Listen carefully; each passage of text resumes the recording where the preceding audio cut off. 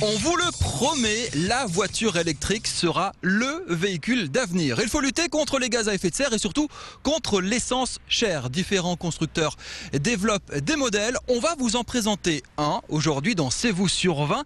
Regardez Kevin Drouhan, il fait le beau gosse à côté de son nouveau jouet, une Mia. Regardez, il est beau, il est fier, il est content, il a eu ça pendant une semaine. Et comment il se sent, Kevin? Voilà, Salut. pendant 4 jours, ouais, c'est un jouet, je crois que c'est le bon mot, parce que c'est vrai que, bon, rien que le visuel, il n'y a pas grand chose à dire. Alors c'est une voiture électrique fabriquée dans le Poitou. C'est ça, c'est la français, première madame. voiture 100% électrique française. Alors elle a été fabriquée depuis le mois de septembre. En Alsace, elle se vend seulement depuis une semaine dans la région chez un seul concessionnaire. Cette voiture ne coûte que 11 000 euros.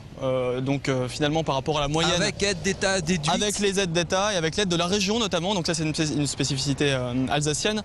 C'est que finalement on vous déduit 5 000 euros supplémentaires. Alors ce qui est intéressant, Kevin, voiture électrique, évidemment, on ne met pas d'essence, c'est le but du jeu. On se branche, il y a des batteries. Quel est le kilométrage qu'on peut faire avec ce type de véhicule? On fait peut-être 50, 70 km/h, surtout si on va sur l'autoroute, si on grimpe des pentes, etc. Donc en usage quotidien à Strasbourg, il faut la recharger chaque soir. C'est ça, voilà. Si on roule à 30 km/h ou 40 km/h, peut-être qu'elle peut aller atteindre les 100 km d'autonomie. En tout cas, c'est vrai que c'est pas forcément très évident pour ce concessionnaire alsacien de vendre ce véhicule, notamment à cause de son design.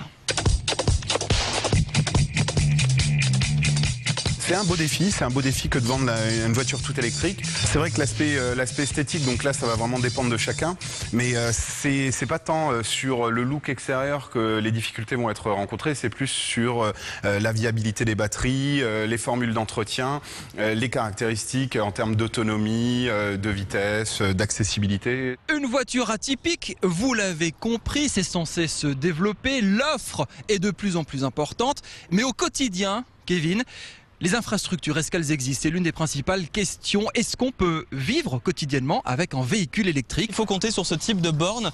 Il y en a à peu près 30 à 35 en Alsace, donc dans toute la région. Il faut un abonnement particulier, il faut présenter un badge. Là, vous voyez, j'ai pas le droit de stationner ici puisque je n'ai pas le bon badge. Et c'est très compliqué de recharger son véhicule. Alors, j'ai testé au kebab en face. Voilà, faut compter sur la solidarité. C'est ça. Voilà, c'est ça, la solidarité des gens pour nous prêter un petit peu d'électricité contre une pièce, etc.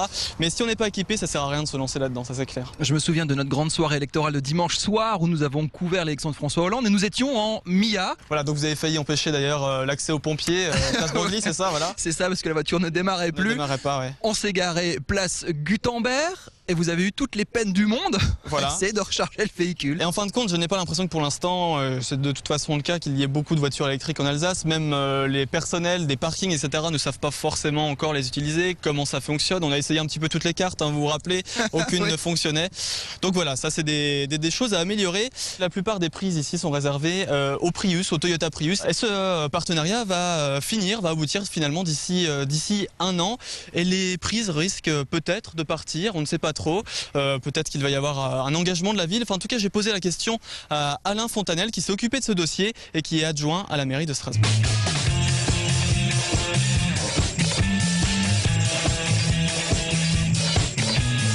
Un des éléments, c'est le maillage. Il faut que le maillage des bornes soit dense, qu'il y en ait dans les pieds d'immeubles, qu'il y en ait dans les parkings publics, comme ici.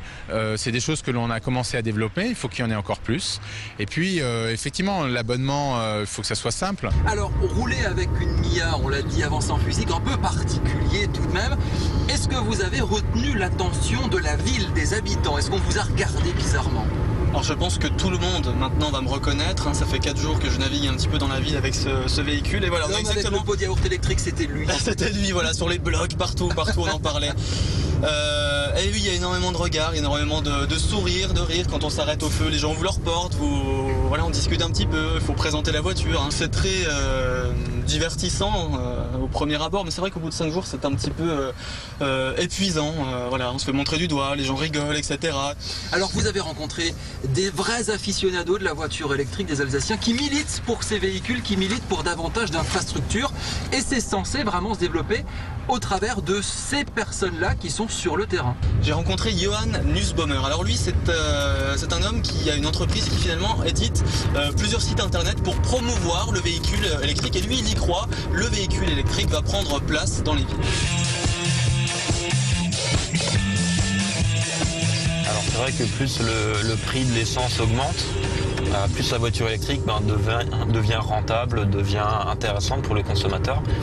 Et on n'a jamais vu le prix du pétrole descendre.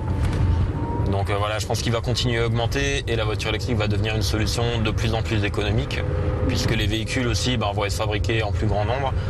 Donc je pense que d'ici quelques années, on aura des véhicules plus accessibles, aussi avec une meilleure autonomie, pour un coût d'utilisation qui sera, à mon avis, plus intéressant qu'une voiture classique.